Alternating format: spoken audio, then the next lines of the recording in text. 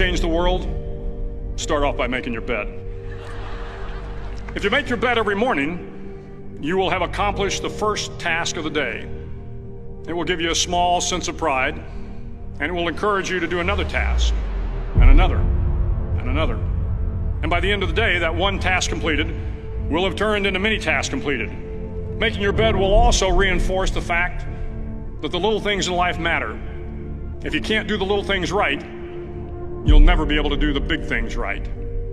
And if by chance you have a miserable day, you will come home to a bed that is made, that you made. And a made bed gives you encouragement that tomorrow will be better.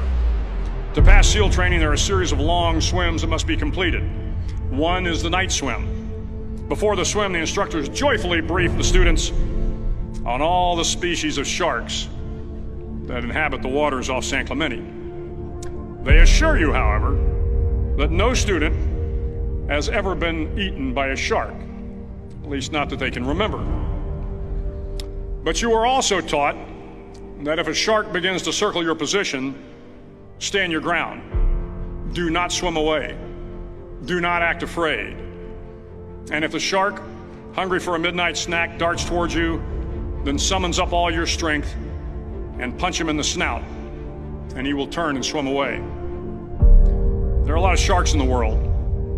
If you hope to complete the swim, you will have to deal with them. So if you want to change the world, don't back down from the sharks. Over a few weeks of difficult training, my SEAL class, which started with 150 men, was down to just 42. There were now 6 boat crews of 7 men each. I was in the boat with the tall guys, but the best boat crew we had was made up of the little guys, the Munchkin crew, we called them. No one was over 5'5".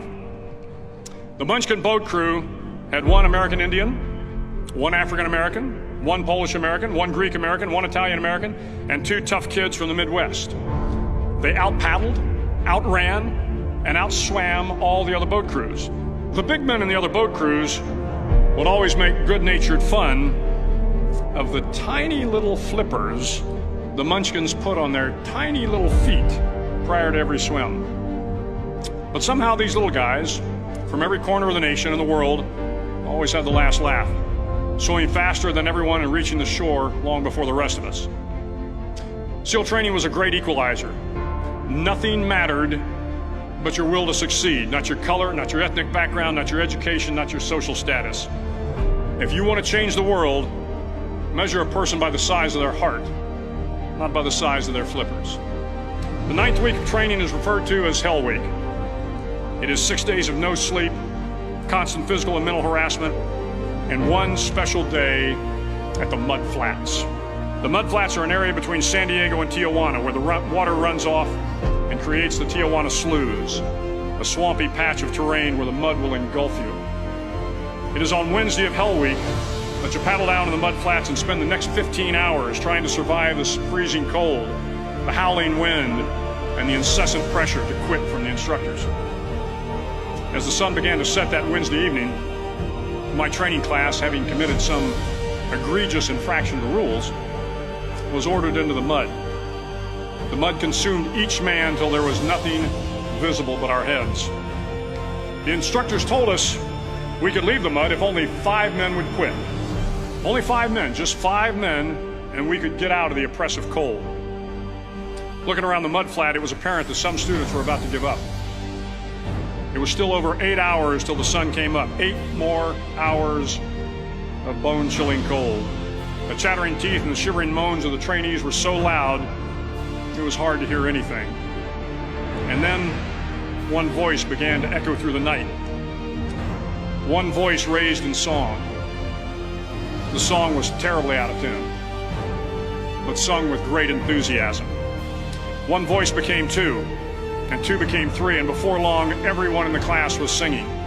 The instructors threatened us with more time in the mud if we kept up the singing, but the singing persisted, and somehow the mud seemed a little warmer, and the wind a little tamer, and the dawn not so far away.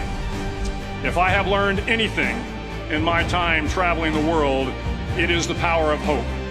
The power of one person, a Washington, a Lincoln, King, Mandela, and even a young girl from Pakistan, Malala.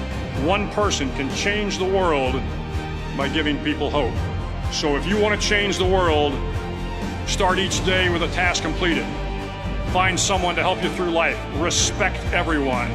Know that life is not fair and that you will fail often. But if you take some risks, step up when the times are the toughest, face down the bullies, lift up the downtrodden, and never ever give up. If you do these things, the next generation and the generations that follow will live in a world far better than the one we have today. And what started here will indeed have changed the world for the better.